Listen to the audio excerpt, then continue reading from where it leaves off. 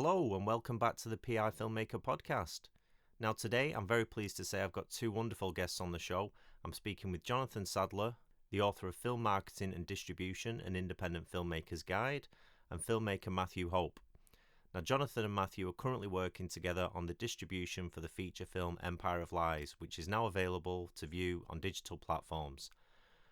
For those unfamiliar with your work, can you just give a brief overview of your careers prior to Empire of Lies, just to get listeners up to speed?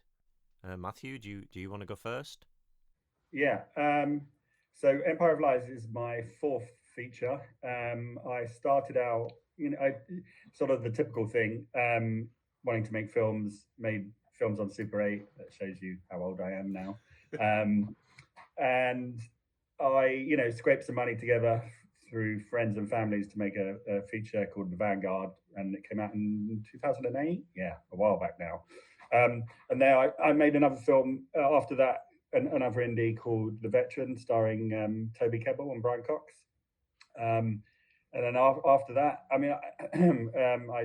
made a film called All the Devil's Men, which had Mel Gibson's son in it, Milo Gibson, and William Fichtner, and people like that, and Joseph Milson. Obviously, I should mention Joe because that's how we made Empire of Lies together. Funnily enough, John had actually worked on The Veteran when he was at Revolver, so that's kind of how we sort of knew each other. But we hadn't sort of met in the intervening years. It was only through Joseph Milson. He said, "Oh, you should get together with John," because I was going to release this myself, and I'm glad that John has come into my life because it's made it a lot easier. Because it's just a whole different world now with independent filmmaking and independent releasing as well. That's great, thank you. And Jonathan? I'm a kind of career distributor, really. I started out actually buying films for home entertainment stores when DVDs and even before that VHS films on VHS were a thing. So I started out there, and I kind of moved into marketing films around the time the DVD format launched, the end of the 90s. And at that point, I was working for Universal Pictures in the UK as a senior film product manager. My first releases were The Mummy, Shakespeare in Love, and American Beauty, so it was a good starting point. And then I moved into independent distribution around the beginning of the 2000s, working for Momentum Pictures.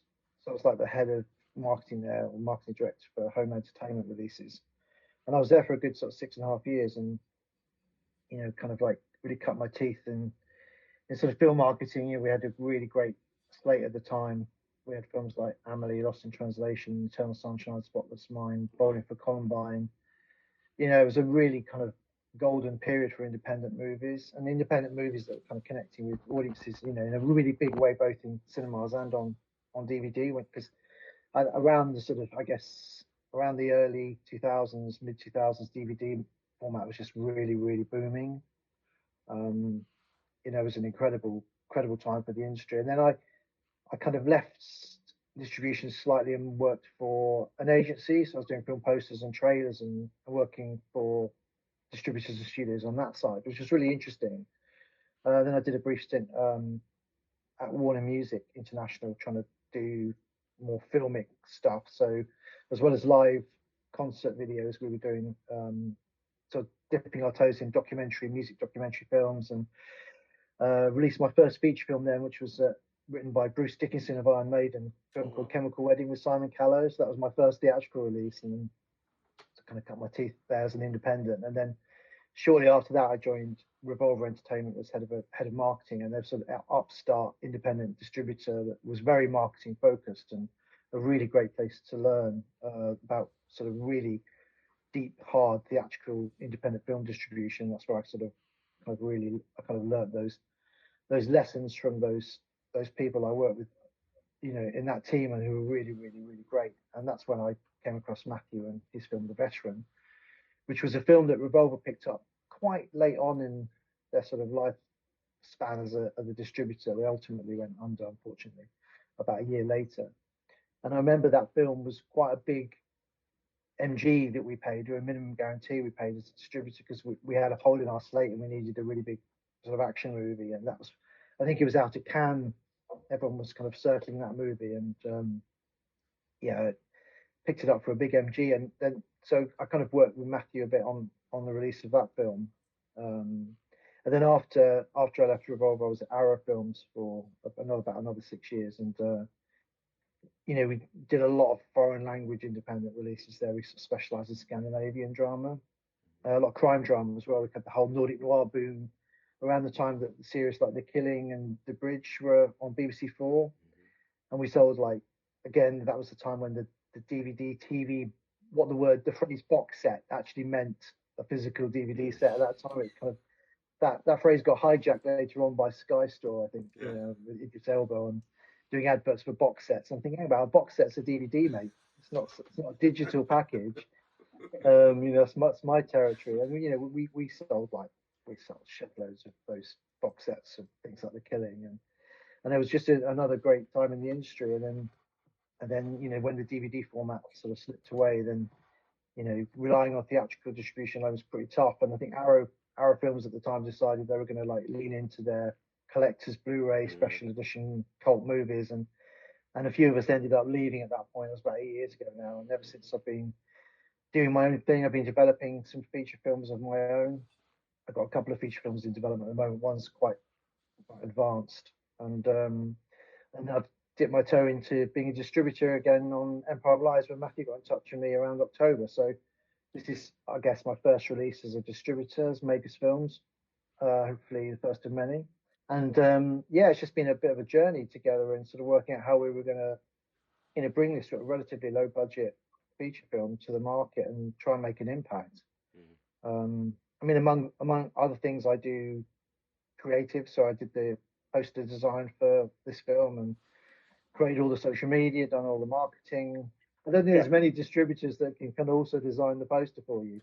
So that's kind of where we're at. I wear many hats. So obviously, you mentioned the book I wrote, and that got published by Oldcastle Books, Camera Books collection in October. So I've been promoting that as well. And on the back of that, I've done some speaking and lecturing. I did a stint at the London Film School. I did a couple of lectures there, including a whole day on marketing through the film value chain. And I did a bit of the National Film and Television School as well with their marketing master students. And I did a lecture again for the same sort of cohort at the London Film School in November. So sort of dipping into education as well. So it's a bit of a portfolio career, as they say. So Matthew, could you give a brief overview of the plot for Empire of Lies before we dive into the making of it and its release? Yeah, a sort of general plot synopsis. It's about a guy played by Joseph Milson who is sort of been labelled a conspiracy theorist, that he lives off grid in an old RV, American RV, in the bottom of a farmer's field. And one day, this young sort of pushy YouTuber turns up to interview him about the murder of his daughter. And as it sort of unfolds, you don't know if he murdered her or the state murdered her. And it's a kind of, it's a two-hander. They go back and forth. It's, done like a Q&A kind of thing. But essentially it's a film about grief and does grief turn to psychosis, that kind of idea.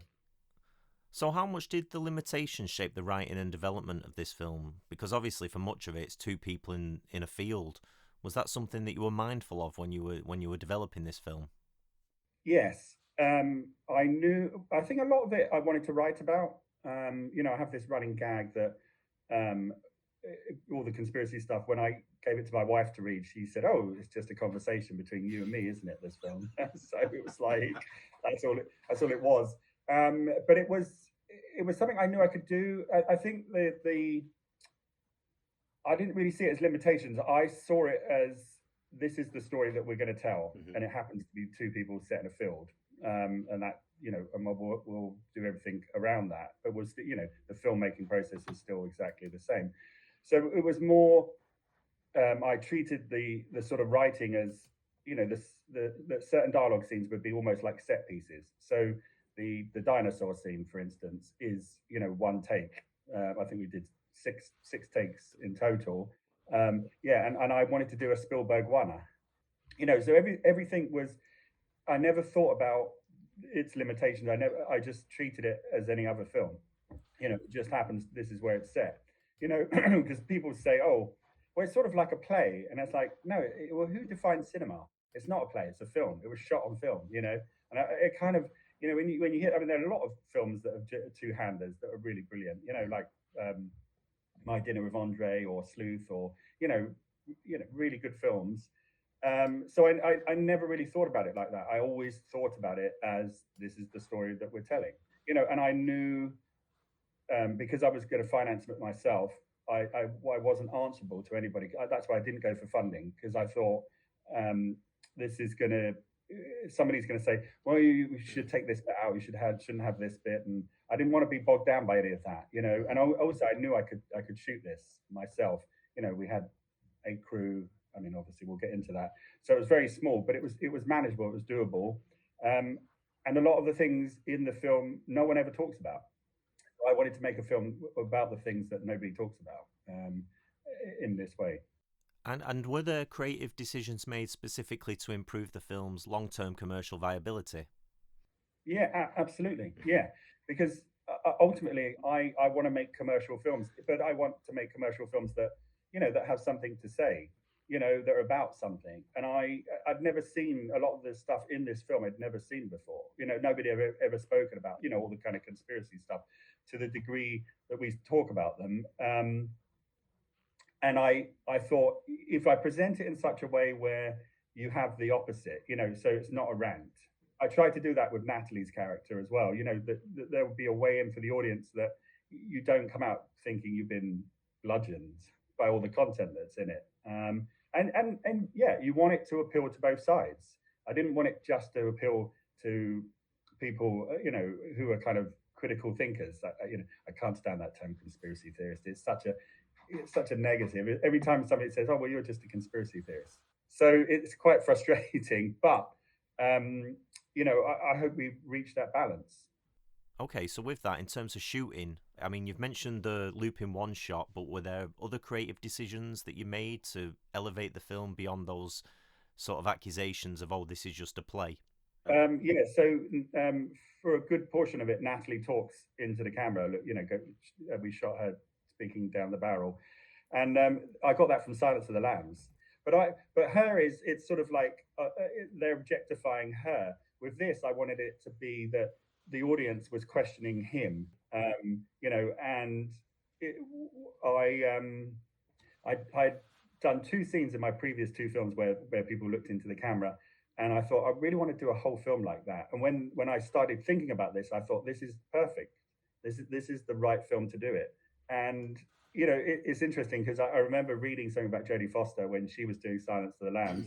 She said it was really, at first, it was really difficult to just act into the camera. Mm-hmm. You know, even though Anthony Hopkins was sort of on the other side, she had to, and she said she got used to it after a while, and that's exactly how Natalie felt.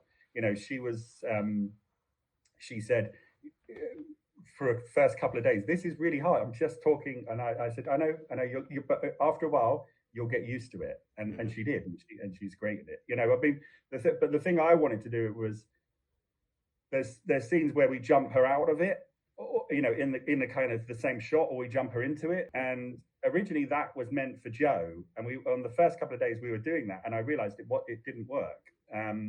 So I just completely switched it around to her, that he would jump her out of the questioning and then start questioning her.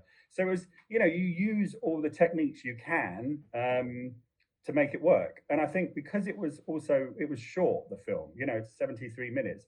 So it doesn't outstay its welcome. I think if there was anything, if this film went on longer, people would probably get sick of it. And, you know, so you use what you've got. I think a lot of the credit also has to go to Emma Gaffney, who cut the film, who is a really great dialogue editor. And I think I did something with her that I hadn't done on our previous films that we worked on.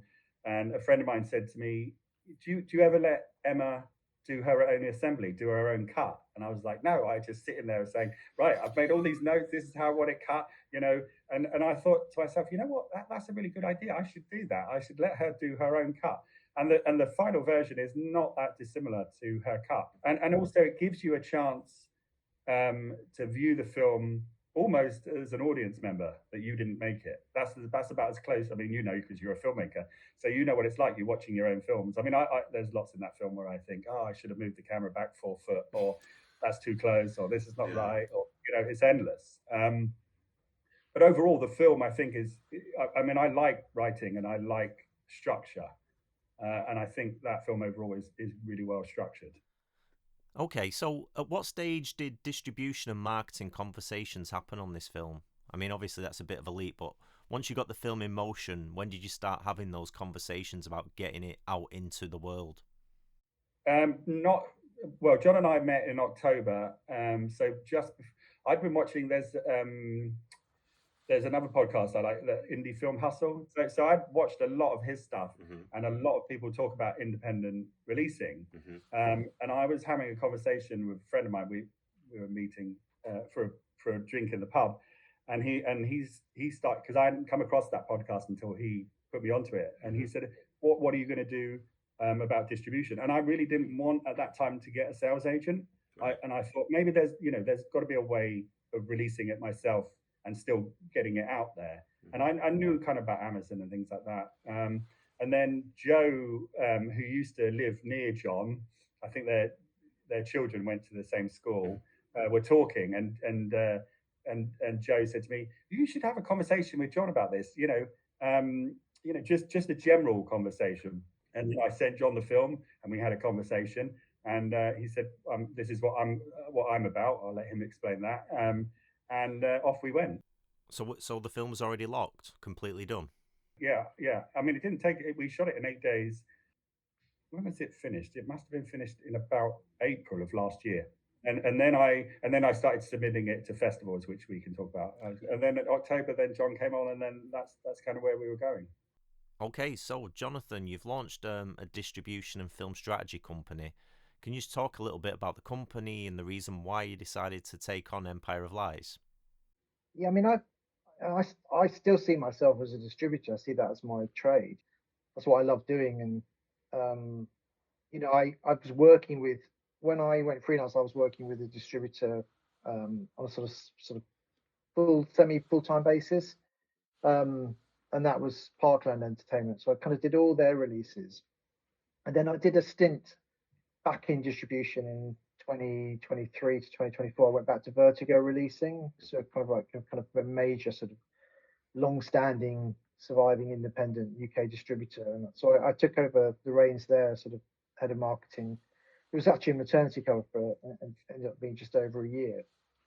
So I was kind of really back into the heart of distribution. And then when that contract came to an end, I decided to write my book, something I wanted to do for a while. I just wanted to sort of put something back out there about this whole space. And it's also a bit of a history of the home entertainment and theatrical UK industry that I've worked in.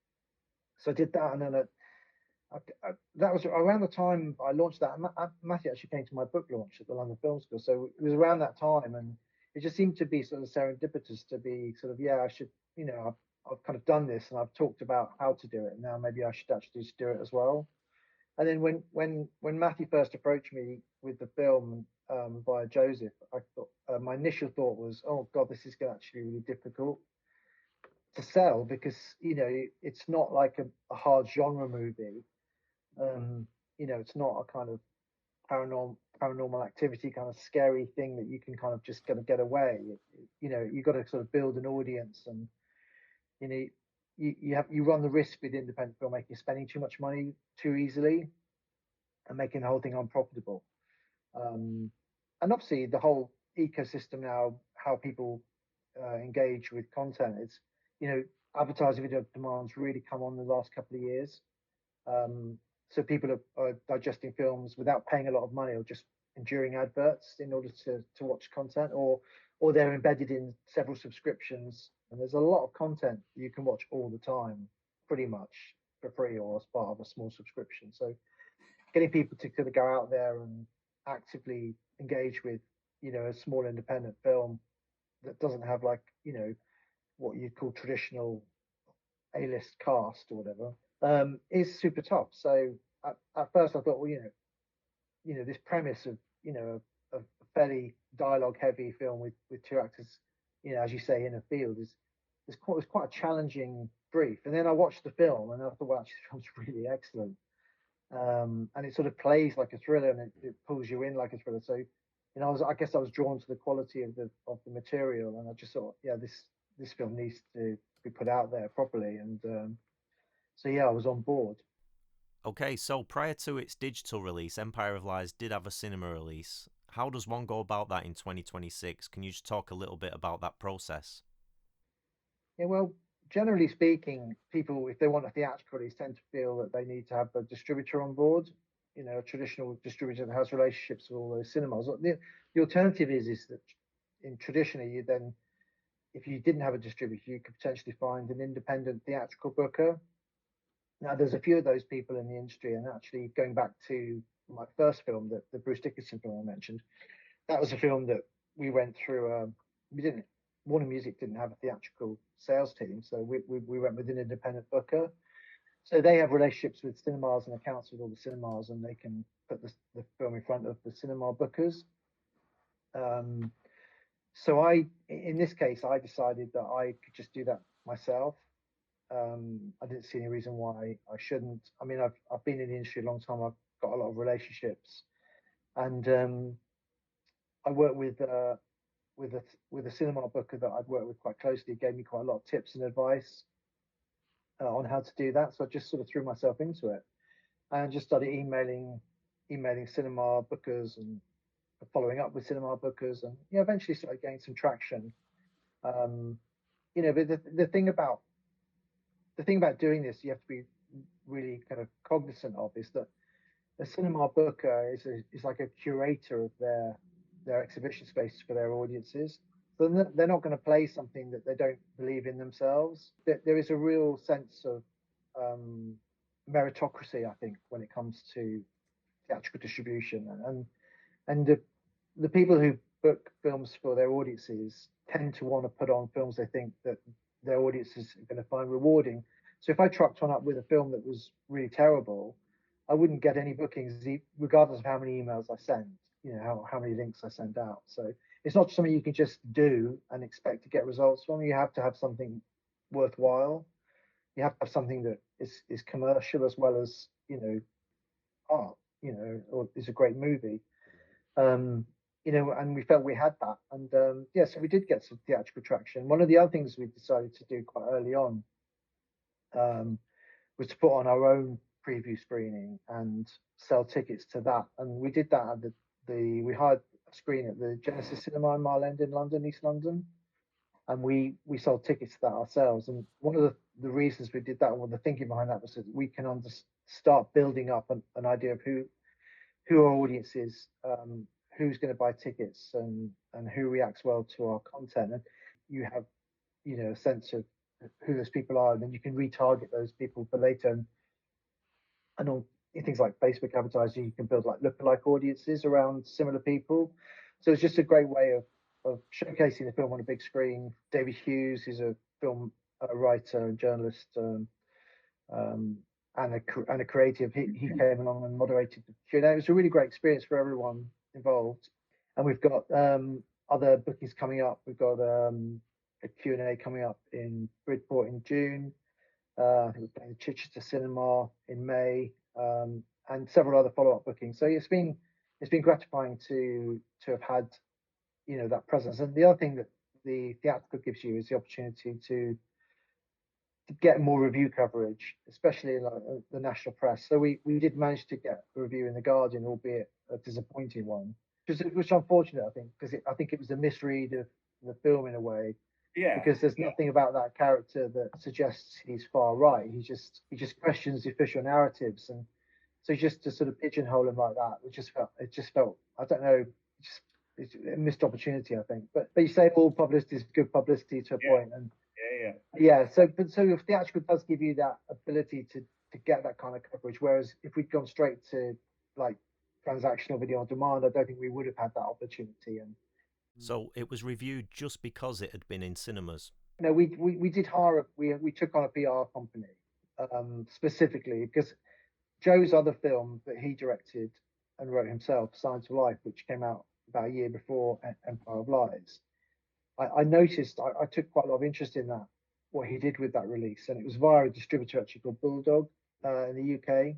And in that case, Mark Kermode picked up on the film, and he did a review of it on his podcast, which is also a video. And he really loved the film, and I think that one piece of PR really helped that film get an audience in cinemas. And unfortunately, with Empire Lies, we didn't manage to get on his list. I mean, it so much depends on what other films are out each week, as to what kind of coverage you get. And I think that we suffered a little bit for that in this case, but that's the sort of thing you can never really plan for, unfortunately. But if you have hope, like the Lumiere in Romford, we, Joe and I went to do a Q&A there, and Spencer, who runs it, was great, and he is all for independent films, and they have, like he said, we can put on your film because we had Peaky Blinders and we were run off our feet, with screenings, but we can do your film one week and then another independent. And he because was a filmmaker himself, he likes this idea of helping other British indie films, and he runs, a couple of film festivals down there as well. And it's a lovely cinema. When it plays, I mean, that when you see your film in the cinema, even if it's only like, sometimes we had like 15 people in the screening, it's just to watch it with an audience. I mean, the one we did in the Genesis, the test one, where we had a lot of people, was great because you've got an instant reaction, and you have a captive audience, and it just tells you what your film is. I mean, after that screening, we learned that this film plays really well with women, and it was something I'd never even thought of, considering it was written by two middle-aged white guys, and the whole grief aspect also was a big plus for people. Again, I didn't think of that, but I always say that when your film comes out, the audience dictates what it is.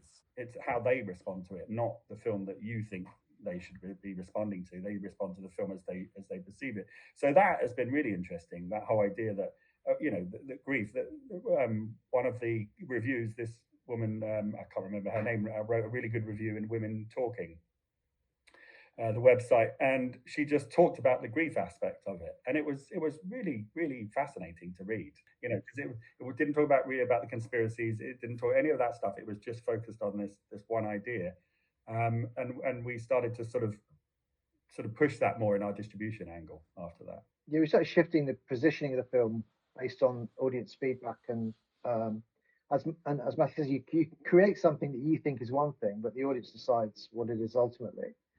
Because there's a passage between those two things that exists, between your intent and what the audience receives, and that's where you're kind of passing the baton over, I guess. So we're definitely leaning more into the idea of it being a study of grief. And I think initially we thought the hook was really the fact that this is a film talking about conspiracy theories. And part of the problem with that is that when I put stuff up on TikTok, it would get banned because it was saying I was pushing propaganda. And it was so I started doing a promoted post on TikTok, and it almost got our account wiped out completely. But the other thing is that you've also got to find an audience that digests films and is into independent films, because there's one thing talking to conspiracy theorists, but if they're not interested in checking out independent films, then you're just kind of shouting into the void. So ultimately, your audience has to be someone that participates in that kind of that world already, because you can't just drag people into that arena if they're not really consumers of films, But ultimately, yeah, this comes down to this study of grief turned to psychosis, and there's also an element of surprise in the film, shall we say, that people talk about, which is sort of obviously trying to do a spoiler-free podcast here, I think. So there's a kind of payoff that people talk about, which either completely takes you by surprise or doesn't, but doesn't affect your enjoyment of the film either way. Yeah, I mean that's one thing we did want to do. We didn't want the whole film to be based around the twist. Mm-hmm. You try and make a film that if you watch it again, you'll enjoy it just as much knowing the outcome. I mean, which is the case with most films because you know where it's going. But there's, I hope that there's enough story going on that you can enjoy it a second time. And in terms of those cinema bookings, did the Q&As that you did help in terms of getting it booked into places that you would actually go with the film to help sell it to the audience? And then there's an interactive element at the end where you can ask. Did that Yeah. help in terms of Yeah, I booking? think you have to. I think you have to with independent film theatrical. You have to eventize the screens. You got to make it an evening. Beyond just seeing a film. I think, Mm-hmm. and because the thing But is, also, they're putting your film on, so the least you could do is turn up and talk about it. I Yeah. mean, so I thought I will travel. I'll go all up and down the. I went to Bradford last week, Yeah. to the Science Museum, to Pictureville cinemas, and they were great. And I loved it. And because they also got local filmmakers to come, so you meet other people. And the moderator, Casey Shaw, she is a film producer as well, and her partner, Jordan. So I was like, oh, this is great. You go around the country and you meet other filmmakers and, talk about ideas and what you're doing, what they're doing. So, but you kind of owe it to the people who are putting your film on to turn up, kind of I think explain that's your. also the benefit of these smaller festivals, because I know Mark, you've talked about festivals, and I've written about the value of festivals, and the value of festivals is a slightly different thing when it comes to being a filmmaker, because having your film curated for an audience and you have an opportunity to talk to people and engage with them, that has a value in itself, even if it doesn't have a value to the industry at large beyond that. And I think you found that, Matthew, didn't you? You were a little bit unsure about whether it was worth doing some of the smaller festivals. Then you ultimately found it quite rewarding when you did engage with it. Yeah, because I really wasn't thinking about festivals when I made it. I was thinking, I just want to make something and I want to put it out there, because ultimately, my last two films are not festival films. So I never really, I had a bit on my first film, but there aren't action cinema film festivals. It's sort of like I just wanted an audience to see it. So this time around, it was really Joe saying, oh, you just get on Film Freeway. And I submitted it. I said, look, I'm only going to submit to like the London Film Festival and Toronto, and maybe there's a shot. And it didn't get into either. But the more I thought about it, I was like, I should just start. I just want it to get out there. I just want, and if it has, if your film doesn't have an audience, it doesn't exist. So that was my focus. But there were a couple. We played at a little film festival called Indie Links in Lincolnshire, and they only played 3 features and a load of shorts, and that was great. We had a really good time. And Mikey Murray, who runs it, is also a filmmaker, so we got to meet him and hang out and talk, and and those are invaluable, because you build relationships with people. Whether it's just a friendship or it might be something else, work wise later on down the road. But I think it's sort of where it's like how many you submit to and what you submit to. I mean, I didn't submit to. I think I submitted to about 20, something like that. And then after that, I was like, we're not doing any more. Right. I just want the film to come out. A good example of those relationships is that Joe built up a relationship with Romford, because I know that he played the Romford Film Festival with his film, and I think he had a short film of his put in Romford prior to that. So then he built up a relationship with Spencer, which meant that we, got the bookings for the Lumiere on this film. So relationships do matter, they do count, and people remember you if you make an effort, and that can pay off in the future. Just be nice to people, basically, wherever you are, and you'll reap the rewards of that down the line. But even on, like, when we were doing, we did all the posts for the film ourselves. So Emma cut it in her shed, where she cuts all her films. Elliot Milson, our amazing DOP, he did it all in his bedroom. He graded it, but we needed 2 days mixing it. So I called up the studio where I did my previous film, and I hadn't seen them for like 7 years. And they went, oh yeah, we really liked you. Yeah, for sure. We'll come back, have 2 days, and have an amazing deal as well while you're at it. And they were great, and that's why you build relationships with people that you can return to. Is so vital. Okay, so this is to both of you, really. What do indie filmmakers most commonly misunderstand about the distribution process?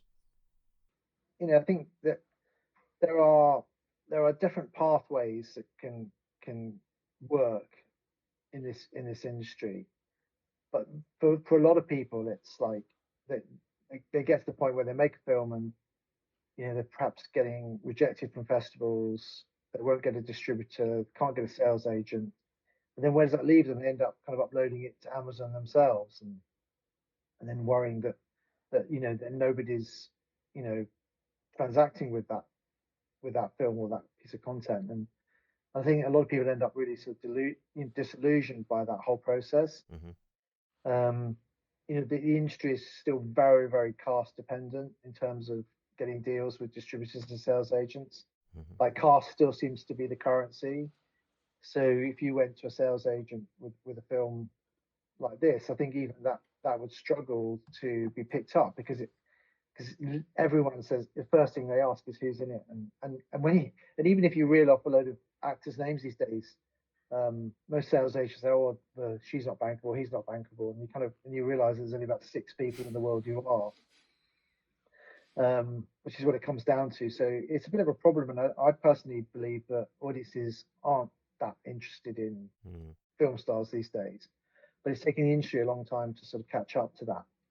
And I think that also audiences are more curious and interested but I think that the cinemas themselves need to do more to foster that sort of sense of discovery. I mean, my local cinema, the Rex Cinema in Berkhamsted, it's the Rep Cinema. They put on several films in the month, but they put all the tickets on sale on one day in the month in advance. So everyone in the town thinks, oh, I better check out the Rex program. So they get a copy of the program, take it away, and what they tend to do is a bit like if you go in a bookstore, they tend to read the synopsis of what the film's about, and they're more driven by the story than they are by other things. So a film like this or Signs of Life, Joseph previous film, I went to Q&A at the Rex. It's like a 230 seat cinema, and it was at least sort of 2/3 full on a Sunday night. Because people had just read about it, thought actually sounds interesting. The filmmakers coming out to do a talk about it, and people commit to buy those tickets on one day in the month. So they might buy tickets for a film in 3 weeks' time on a Thursday night. Whereas if they hadn't committed to do that in advance, come that week they'd probably be distracted by something else. So that's part of the problem with cinema going, is because it's quite sort of seen as a last minute disposable thing. I think where films like this tend to work are where cinemas have an audience that are prepared to take an interest in curation. I mean, that hasn't really answered your question specifically, but where people go wrong is not understanding any of the entry points for how a film can get to one place if it doesn't get to another. So for example, if your film doesn't get selected for festivals, people already think, well, where do I go from here? Because I've got no audience signals in terms of, this is where distributors are going to be looking for films. How do I get a sales agent? So fundamentally, I would say that almost everything is miscalculated from day one on most independent films, because none of those things are thought about in terms of a strategy. Who you cast, what the budget is in terms of the potential return on investment. None of those things are really thought about at all. So I think also, John, maybe explain a little bit, which is the thing that I found really fascinating, just on how we did actually market it, like using TikTok, using Instagram, using Facebook ads for people. Because when I was thinking about self-distributing this, I didn't have a clue about any of that stuff, because normally I'd made films and then you hand them over and then you fight to get the best poster or whatever. And John said, well, no, this is how you do it now. And I was like, wow, that is really interesting. And it doesn't cost a fortune, but it can reach a wide audience. So maybe you want to speak. I think the key is to understand who your audience is and who the film is for right at the very beginning. I mean, ideally, that's the first thing you come up with, a genre and an audience, and then you've got to understand where that audience, consumes films, and those things have to connect. The thing with this is that we started quite early, tried building an audience through putting content out on social media, and the thing about our Instagram channel is that if you look at the content and the stats, is about 80% of the views come from people that don't follow the channel, which is the great thing about that ecosystem is it can push your content out there, and it is a sort of meritocracy. And we put out one image of Natalie early on. I wanted to introduce the cast, and it was just a still of her up against the camper van, and that still alone had over 20,000 views because the algorithm just it travels, and you learn a lot from that. And like we were working with a chap at Cine Circle, ZB, who we kind of brought on as a consultant on the release as well. And I was following him on LinkedIn, and he was talking a lot of sense, saying stuff like, only put money behind content that's already working organically, and other pieces of content just die dead in the water. So you kind of learn a lot from that. But the thing is, the key is to sort of, we've been posting quite heavily all year, literally putting out a post a day, 2 posts a day, a couple of stories a day. You just got to keep working it, and you will build up numbers that way. But you can't just sort of truck one up a week before release and just expect to build an audience. You have to do it over time. Stuff like the preview screening. We utilize the cast a lot in terms of doing shout outs for Q&As. So just kind of working out what works, and then doing more of the stuff that works. And building notes that way. You don't have to spend a lot of money to do that, and that's the key. Is you really don't want to spend too much money trying to chase an audience. You got to kind of try and find an audience naturally, because if you try and buy your audience, you're gonna just dig yourself a very big hole. So that is a good kind of indication of it can be done. Once you've made a film, if you don't get into a load of festivals, there is still a market. There is still a way of advertising your film and pushing it out there. And I think that, for me, has been a huge lesson on making this film. Yeah. I mean, that's really interesting, because I was going to talk about, like, film schools still talk about the importance of the poster, the trailer, behind the scenes stills and things like that. But what you're describing is a new type of world where it's like about TikTok and Instagram content. How important do you think those more traditional elements are versus what you've decided to do on this? Well, the poster becomes really, really key when it comes to getting on digital platforms, because you notice that you don't have a lot to work with when you get onto platforms like Amazon and Apple. They're very clean platforms. They don't tend to like to have posters with a lot of copy on them. So you come up with like reviews and stars and cast names. Generally, a poster on a digital platform is an image and the title. And often, if you're looking on your phone, that image is less than the size of your small fingernail on your little finger. And I was just looking at Apple TV this morning, and the #1 film on there, I couldn't even read the title on the pack shop, because someone hadn't thought about, what does this look like the size of my fingernail. So you don't have a lot to work with. So it's really, really important to get the image right for your film on those platforms, because that can be all you've got at the end of the day when someone's scrolling.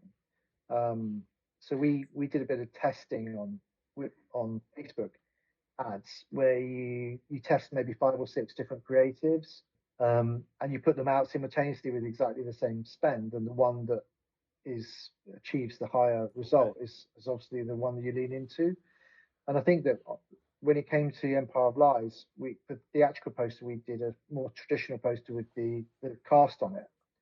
But when it came to the digital release, we lent a little bit more into a sort of bit more of a genre neutral kind of position, where it could be a bit of horror, it could be a bit of thriller, it could be a drama. Yeah. We just left it a little bit more ambiguous. But that was based on testing, and I would say that the poster and the trailer is probably the most important asset you have, especially when it comes to cinemas, because cinemas that book your film will play your trailer, generally speaking, for free, and build an audience that way.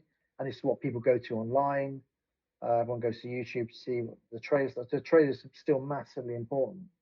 But these days, the trailer tends to get cut up to put on to social media channels anyway.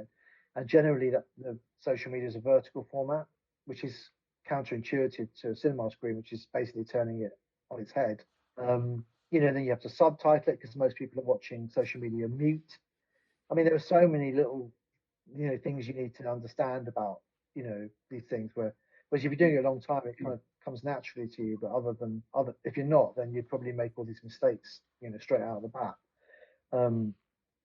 So poster and trailer is still massively important, but much more important when it comes to the digital release. And I've seen unknown films without cast do really well on platforms like Amazon because they've really nailed their key art and their short synopsis, which is basically all you've got. You can't even necessarily, even put the cast, as I say, put the cast on the poster on those digital releases anymore because the platforms don't allow it. So with Empire of Lies, like, what are you specifically doing now that it's on digital to get eyes on this film? Is there anything in particular that you're doing? Because you've done some screenings, you're doing some further screenings, but it's available to the world. Like, how are you getting traffic to get to that film? Well, the algorithm is sort of quite complex, and on platforms like Amazon, it can take a while to sort of get going. So it's a mixture of things, really. We work really hard on making sure we got the artwork right and the synopsis. The little details like that are really important. And then, we're obviously pushing out a lot of messages on social media, but we're also doing some paid ads. So we are retargeting people that have shown interest in the content previously.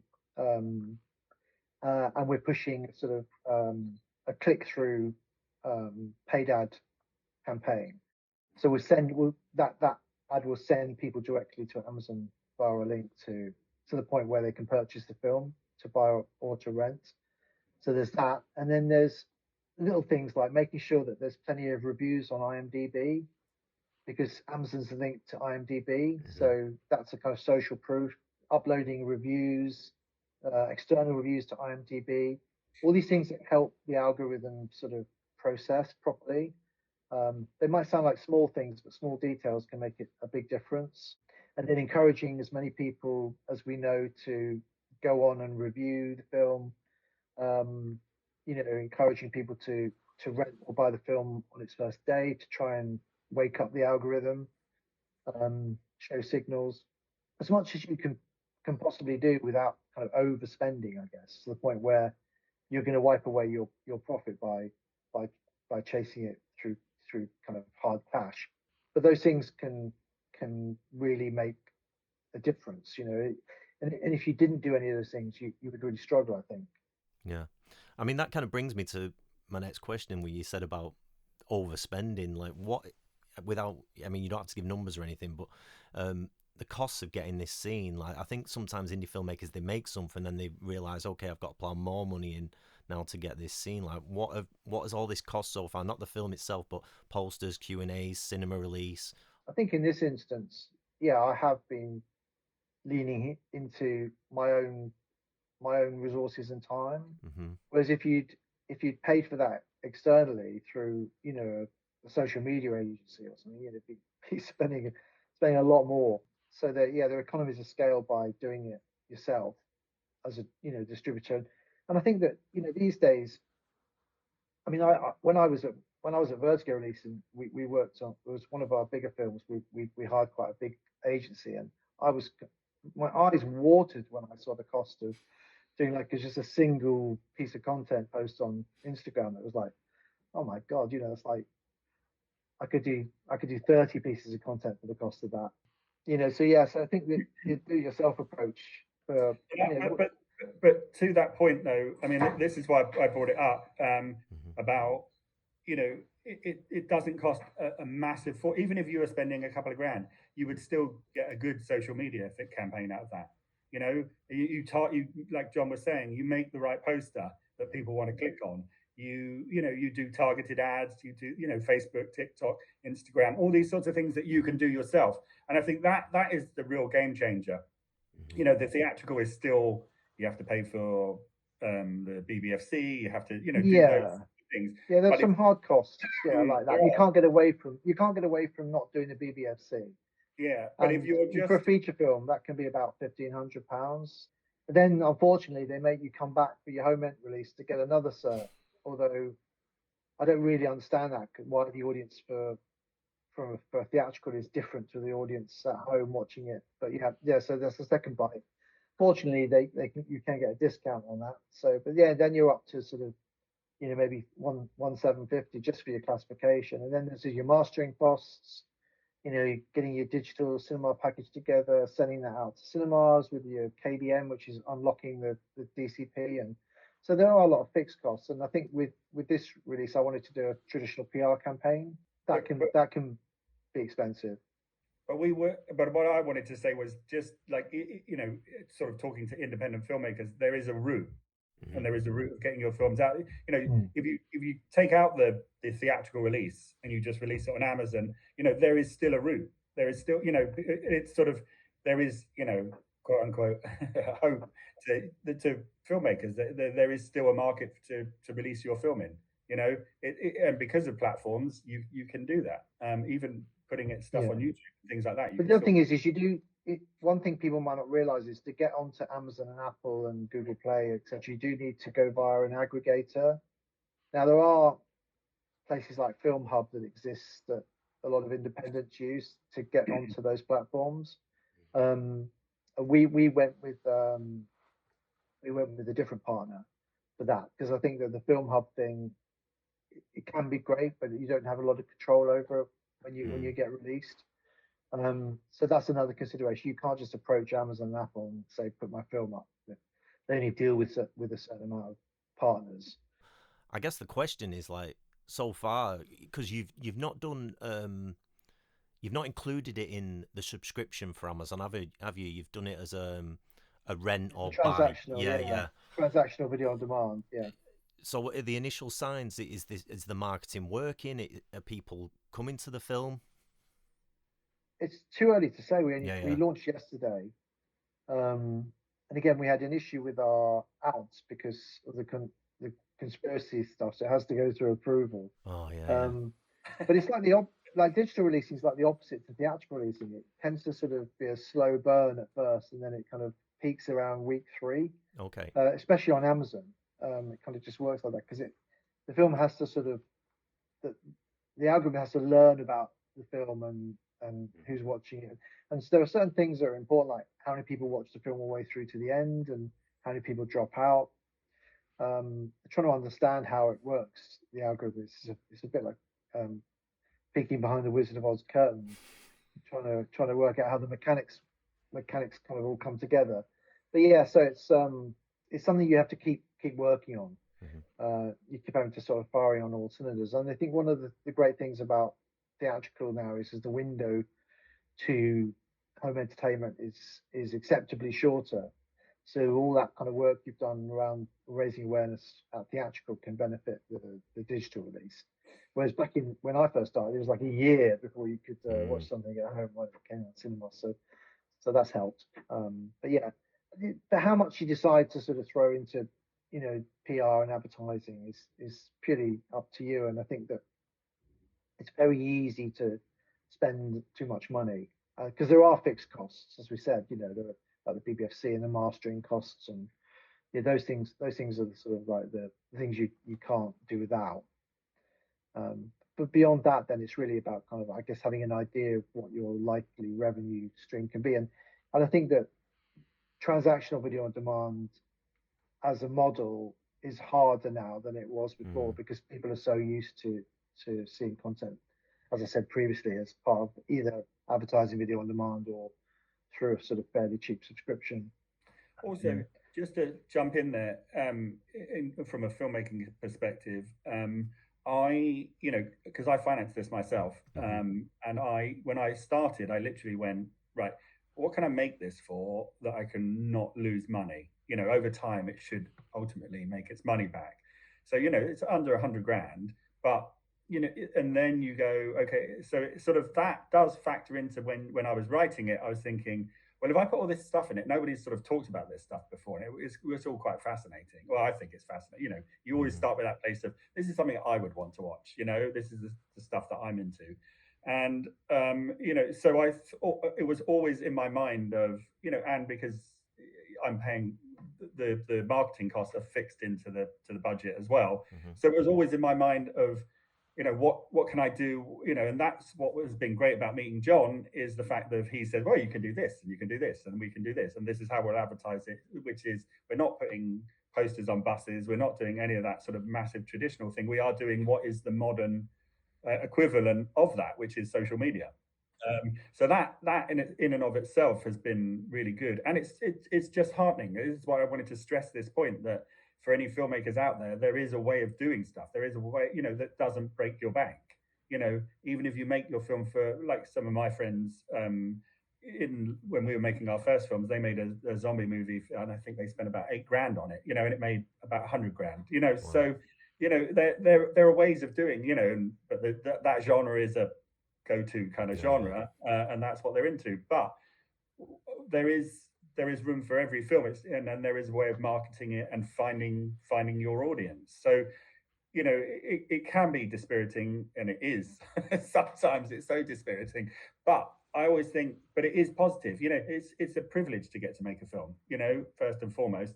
But then to find an audience for that film is also a privilege, because you think, wow, there is connecting with people, and you've got to go out there and find them, and that's what John has been brilliantly doing. And also, just to go back to the actual production, it's interesting that you were talking about the budget there. This is something I used to talk to film students about all the time, like actually considering like how to keep costs low. With the things you did specifically, I know you said it was an 8-day shoot, but I noticed the credits at the end, it seemed like a real tight team. Do you want to just talk a bit about that? Because I think it's important for filmmakers to hear it when they're starting out, because they have these delusions of massive crews, and it's just not always the reality. No, and it doesn't have to be the reality. I mean, I think in total, probably about 20 people have worked on this film. And when we shot it, there was me, so we had two cast, obviously. We had me, we had the DOP was also the operator, and he could pull his own focus. Yeah. And he's Joe's nephew, and he shot Joe's film Signs of Life. And when Joe told me, I mean, I met him when he was like 14. He came in to sit in our grade, because he wanted to be in film when he was a kid. I never thought that then he'd be shooting a film of mine. But he was brilliant, and he was also, he was like 21. So he's got, full of energy, had his own camera, had his own set of lenses. And that we had a sound recordist. And that was the core, but then we had a camera assistant, and we had a bunch of runners and a bunch of people like, we had a couple of kids, local kids, they wanted to come and work on it for a few days here and there, and it can be done. I think the difference is, I know how to make films, I know, because somebody said to me, well, maybe you should get an AD. I said, I don't need an AD.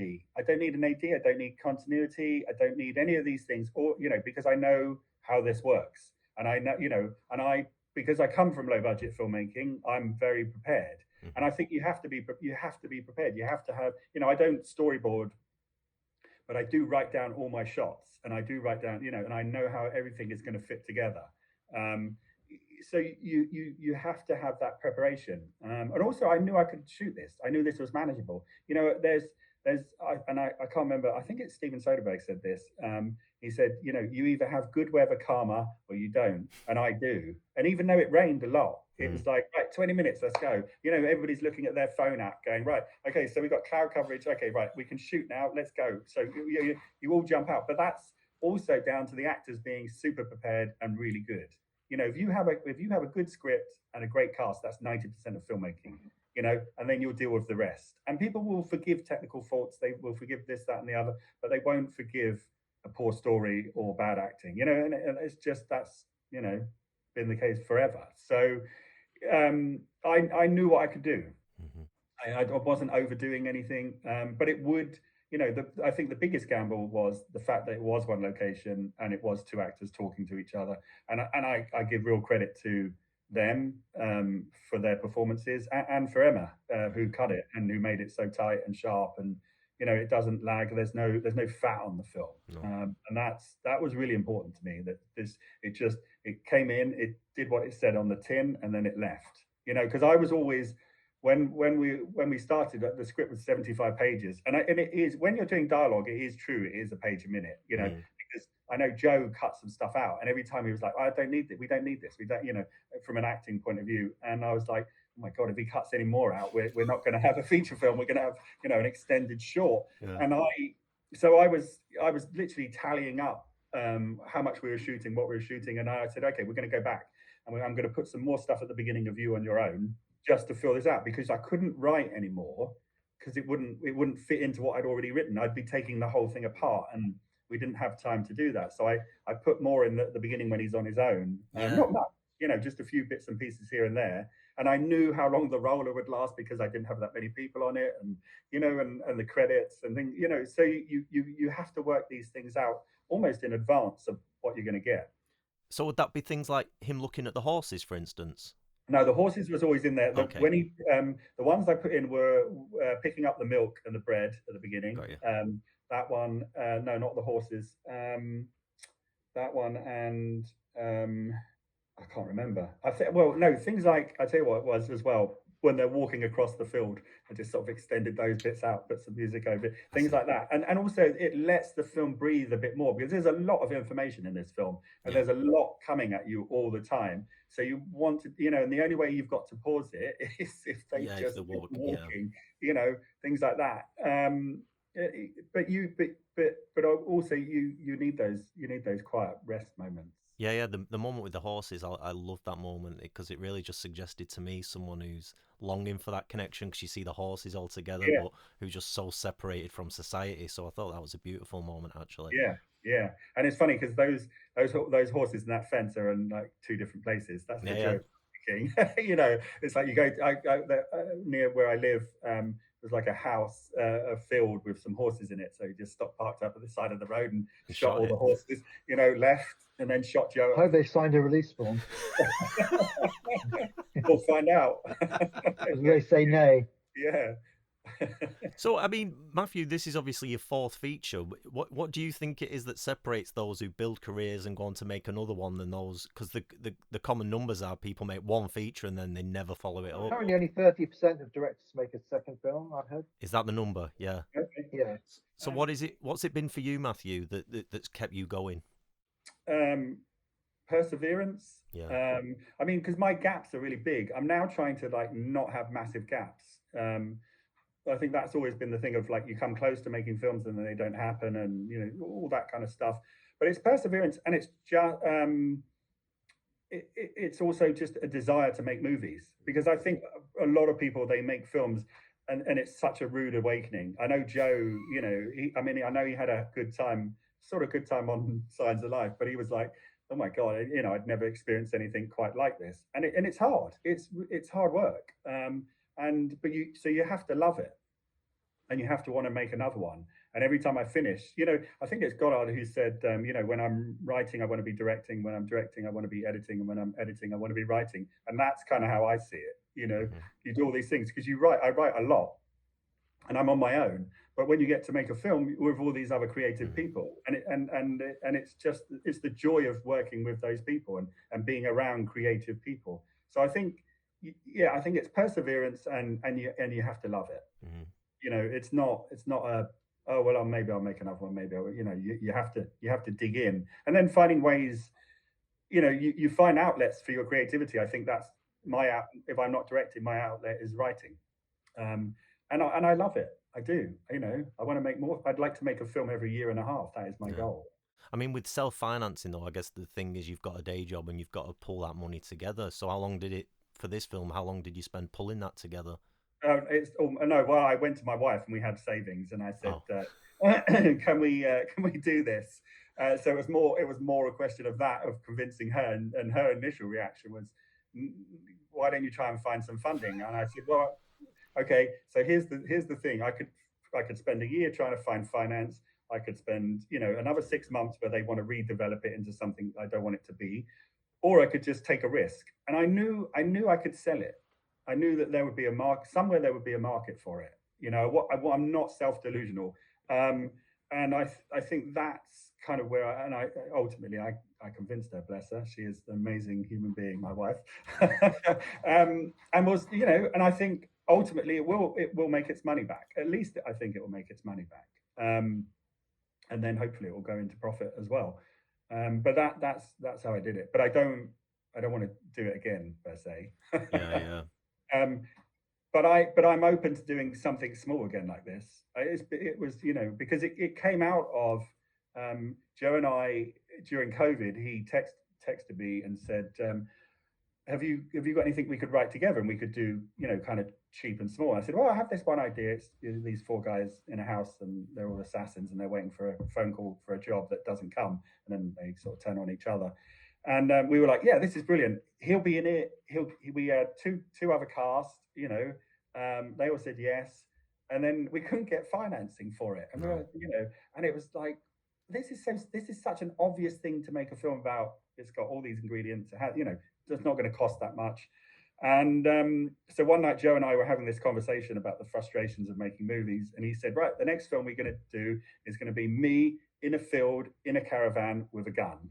And we both laughed and thought nothing of it. And he went off to make Signs of Life, and he kept calling me all the time, going, "Let's just do one, just do just do a really low budget indie." And I kept saying to him, I don't want to do that. It'll be like making my first film again. I'll be driving the van. I'll be wrapping cables at 2 a.m. in the rain. I'll be doing the catering, doing this, that, and the other. And then eventually I just thought, you know what? I should do this. I should just go and make something, and it doesn't have to cost an arm and a leg. It doesn't have to, break my bank. And I can do this, and I can put this together. And here we are. This is to both of you, really. What do you think the brutal truths are about the industry that emerging indie filmmakers need to hear? You start with that one, John. It's more. It's definitely more your Go do something else instead. I mean, I wrote a novel this year, and then I kind of entered that space, that mindset of like being a creator, thinking, well, I guess I'll just get it published and I'll get it out there, and then you realize, oh my God, it's actually a lot harder than that, Then you realize that there's like 3,000 books being self-published every year or something, probably every month, worldwide. How's mine going to stand out? And the film's a bit like that. It's like so I think you either have the desire to tell a story, through a visual medium, or you don't. And there's not a lot you can tell people to discourage them if that's what they want to do. So my advice would be to never start until you've got an incredible script, because nobody wants to make a mediocre script. No one wants to watch a film from mediocre scripts. You have to have a really good idea, and I do read scripts. I get sent scripts. I've had scripts sent to me, and I find it a bit of a chore reading a script, to be honest. So unless it's as good as The Usual Suspects or Jaws, I'm not really that interested. Because it has to be something that is urgent. There's an urgency. This has to get made because it's too good to sit on a shelf, and that's really the starting point. It's you've got to come up with something that's just really, really compelling, because otherwise, kind of, why bother? From a packaging point of view, I always think that that you've got to do these things in sequence. You've got to get a great script, then you need to attach. Unless you're the director already, you need to attach a director, and then the director will attach the cast, and you build it up like that. And then when you've got those things in place, you're likely to get a sales agent. And then when you've got a sales agent, you might get some pre-sales, and then you might get a distributor, and then you get festivals. All those things come in that sequence. But it all starts with a great idea and a great script, and then all those other good things will come on top. And before, Matthew, just to follow up before we come to your brutal truth, Matthew, with that, Jonathan, so you're now accepting projects for distribution, aren't you? Like I've seen on your website, you can. Yeah. Is that what you're always looking for, that the idea feels urgent? Yeah, I don't really want to email the programmers at Curzon and Pitch House and Everyman with something that is a bit lame. It doesn't look good on me, and it's a bit of a waste of their time. And if they're going to spend 90 minutes or 2 hours watching a film, and that I send them, I don't want to send them something I don't believe in myself. There's not much point really in doing that. And there are some people that will take a fee just to sort of push stuff out there, but I like to sort of feel that I can give results as well as a service. Something at the end of it that's tangible. But I've been developing films now for about 4 or 5 years. I had one film that I had to the point where I had it fully cast. I had a director, script, some heads of department lined up. I had a sales agent. I had a couple of pre-sales in the bag, but I just couldn't find the final 30% of the budget. And that was like a 3-year project for me. Wow. And eventually I passed it over to a European co-producer and took a minority position. So that project is still in development, but I see myself, not just as a distributor. I see myself as a sort of filmmaker, producer myself as well. So it's all about pushing quality films, because at the end of the day, an audience has only really got the patience and the capacity for quality films in this space, unless it's a throwaway genre horror zombie thing that you've made on a low budget, where there's a lot more appetite amongst audiences to have a go at and support films like that can work. But I think horror is probably like the only genre that operates in that sort of way, where you don't need cast, you don't need a budget, you just need a scary idea. Okay. And Matthew, sort of your brutal truths, because obviously if you're ploughing money into something, like what are the brutal truths for indie filmmakers? Well, I think what I touched upon earlier, I'm going to come at this as sort of in a more positive light, like that I don't want to discourage anyone, because, I had a lot of discouragement when I was a kid of, well, who do you know in the film industry? You can't do it, blah, blah, blah. And I just persevered. I just kept going. And I got lucky. I met people who gave me money. I met, really good creative people who helped me, like Joe, when Joe said, you should do it, and I'm going to help you make it. I'm going to help. I'm going to be in it. I'm going to help you produce it. I'm going to get you crew. I'm going to, do all these things. You find teams of people that help you. And where there's a will, there's a way. You just have to persevere. So I don't want to discourage anyone to not do it. I think, if you can do it, do it. But, John has explained the realities of the situation. But if you have a great script, you can attach cast and you can get it made. I was fortunate that I knew Joe, and Joe's a phenomenal actor, and he should be way bigger than he is. He should be massive. Yeah, both really good performances. Yeah. And Natalie had done nothing. She'd done a couple. I think she'd been in Casualty and something else, and she was amazing. And we got her because Joe had coached her a couple of years before, and he remembered her, and he was effectively the casting agent on the film. So and you find a way of getting your film out there. You find a way of finding its audience.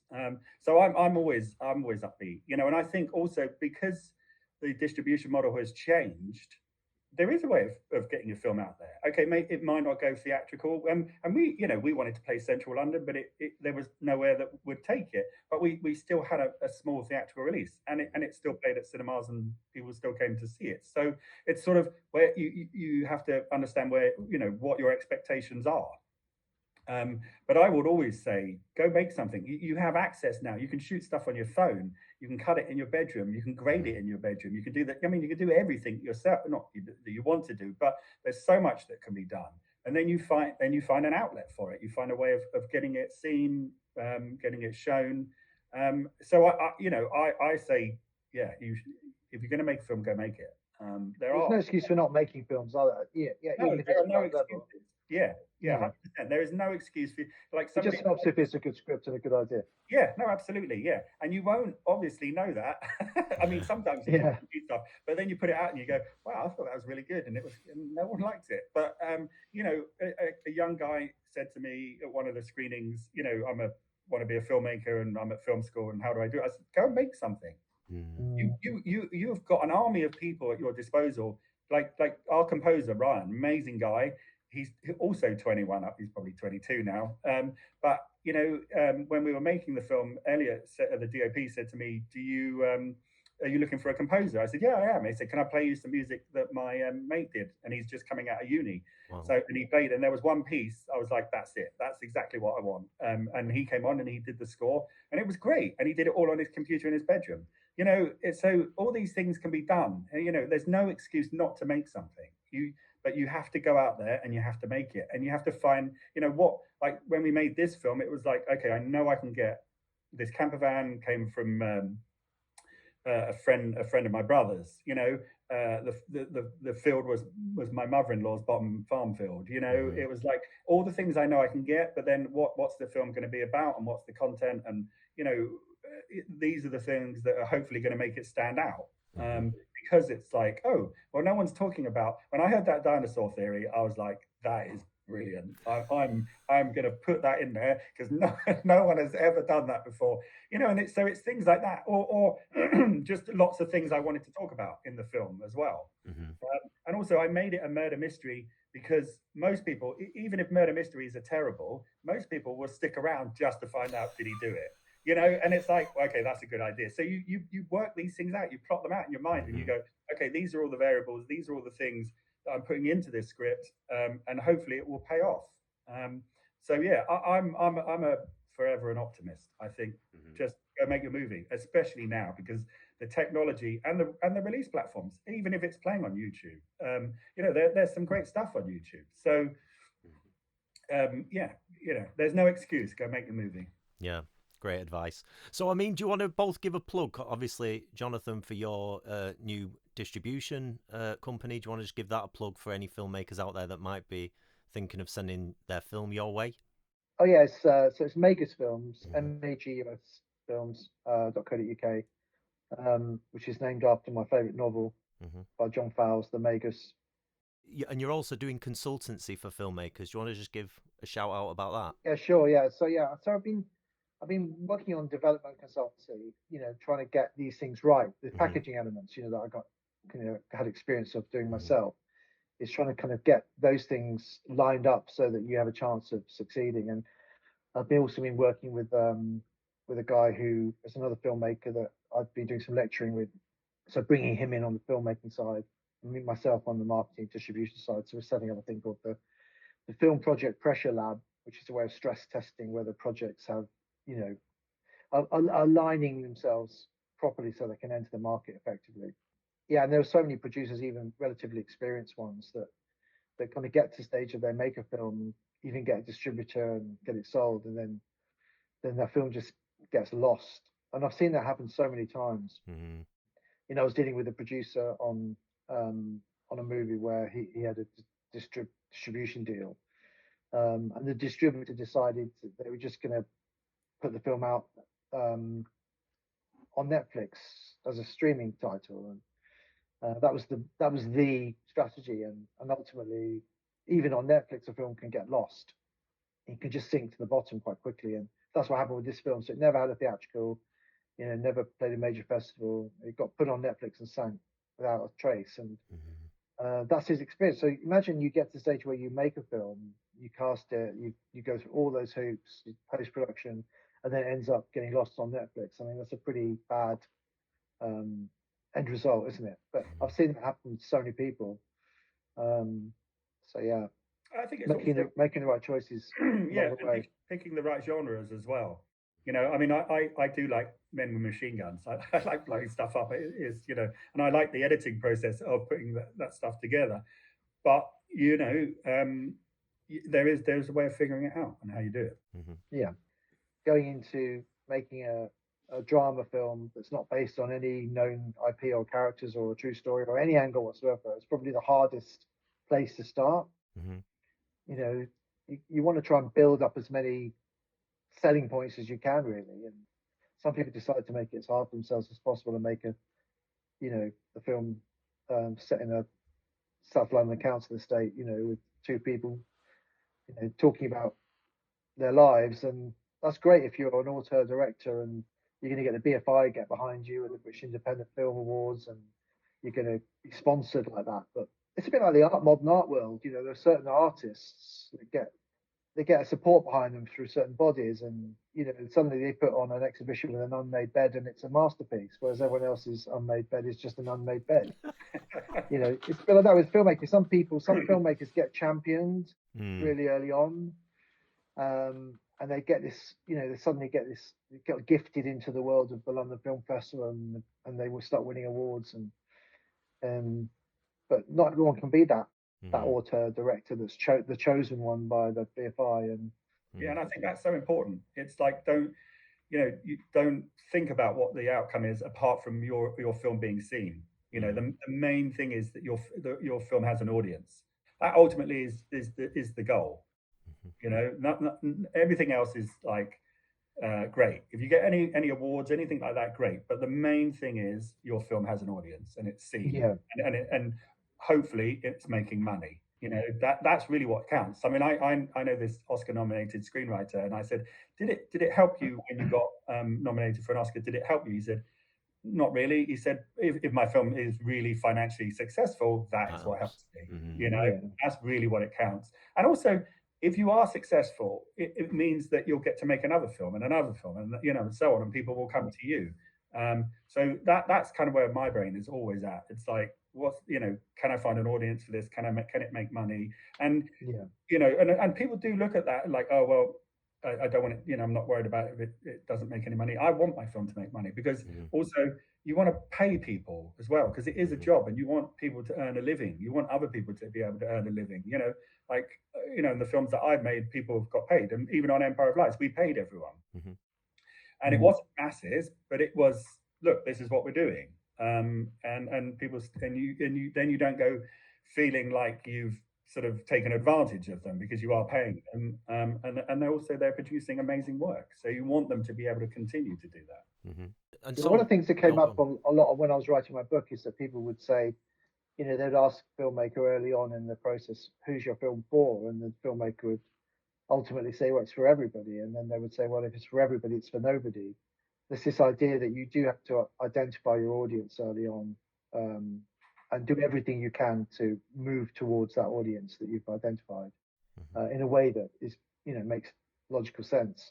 Yeah, I mean, like even on my last film, All the Devil's Men, got absolutely slated by the critics, and but I wasn't really making it for them. And when it appeared on Amazon, the reviews were like, "Oh, this is amazing," because the audience had found it, and they were the people who liked that type of film, and that's where it finally found a home. Yeah. So with Empire of Lies, do you want to give it a shout out where audiences can see this film? Yeah, it's now on Amazon. It's on Apple. It's on YouTube Pay. Yeah, and the thing is, we're going to be rolling it out internationally as well.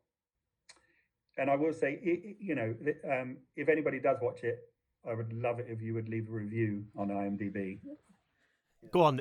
So, I wasn't going to ask this. Amazon. So briefly, Amazon, yeah. Could you just briefly talk to me about the importance of reviews? Because I did an episode on the importance of reviews for indie filmmakers. I wasn't going to talk about this, but you might as well say it now you've mentioned it. Why do you think that's so important? Well, because Amazon own the IMDb and it moves the algorithm. I'm still hammering my friends, going, leave a review. Hurry up! You haven't left a review. It's called social proof as well. And the good thing is a lot of people, when they're skimming through Amazon, they'll look at the star viewing rating at the top. And I generally won't watch anything under 3 stars, because people are generally quite generous when it comes to reviews on Amazon. So then what I tend to do is, just to double check that I'm not going to waste the next 90 minutes, I look on IMDb and see what the rating is. And generally, if the rating's under 7, I start thinking, actually, this might not be such a great investment of my time.